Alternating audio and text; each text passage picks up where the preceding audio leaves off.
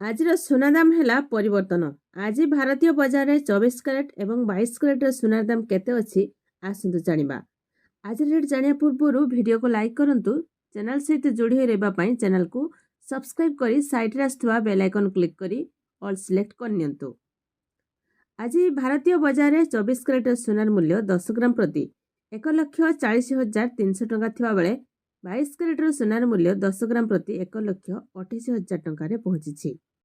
ସେହିପରି ଓଡ଼ିଶା ରାଜଧାନୀ ଭୁବନେଶ୍ୱରରେ 24 କ୍ୟାରେଟର ସୁନାର ମୂଲ୍ୟ 10 ଗ୍ରାମ ପ୍ରତି 1,39,000 ରହିଥିବା ବେଳେ 22 କ୍ୟାରେଟର ସୁନାର ମୂଲ୍ୟ 1,28,000 ଟଙ୍କାରେ ରହିଛି।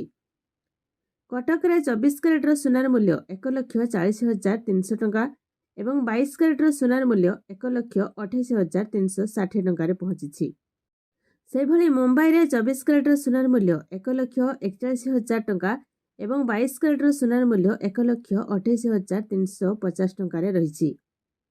ନୂଆଦିଲ୍ଲୀରେ 24 କ୍ୟାରେଟର ମୂଲ୍ୟ 1,40,170 ଟଙ୍କା ଏବଂ 22 କ୍ୟାରେଟର ସୁନାର ମୂଲ୍ୟ 1,28,000 ଟଙ୍କାରେ ପହଞ୍ଚିଛି। ଦକ୍ଷିଣ ଭାରତ ପ୍ରମୁଖ ସହର ଚେନ୍ନାଇରେ 22 କ୍ୟାରେଟର ସୁନାର ମୂଲ୍ୟ 10 ଗ୍ରାମ ପ୍ରତି 1,27,900 ଟଙ୍କା ଏବଂ 24 କ୍ୟାରେଟର ସୁନାର ମୂଲ୍ୟ 1,40,400 ଟଙ୍କାରେ ରହିଛି।